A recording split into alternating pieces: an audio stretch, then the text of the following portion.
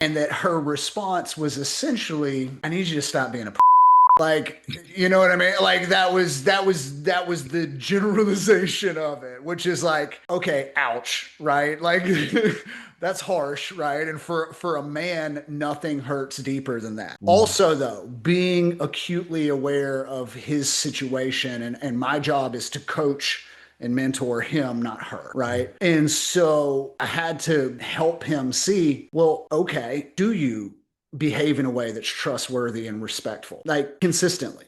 You know you haven't, so why are you even taking the time to ask her to, like, hey, I need to show you my vulnerability when you haven't shown her your competency? Damn, that Like, hits. what are you thinking? You know what I mean? Like, you should probably not ask her to, until you've showed her you're competent and you can be trusted. You don't need to demand trust or respect from her, right? You Yeah. you were going into that as a transaction to get something out of it, right? Not as a whole healed man who was providing or protecting, right? Or like, and so sometimes, unfortunately, we as men don't realize that.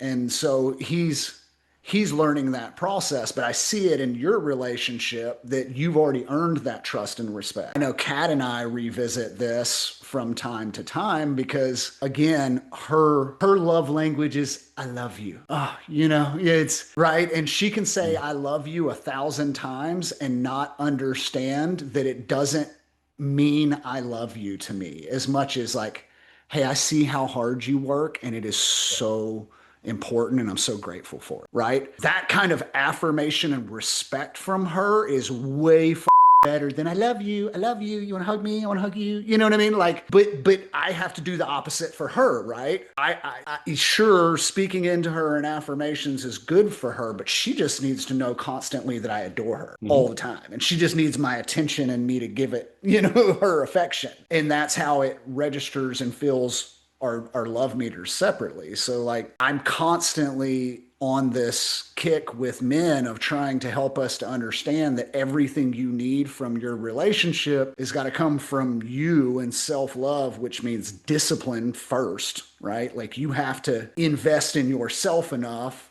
to be in a place where you can invest in them. And then what happens is that's when the overflow happens and the abundance. When we get out of this, what I lack and what I need you to feel for me mindset, as opposed to here's what I'm going to bring to the table, right?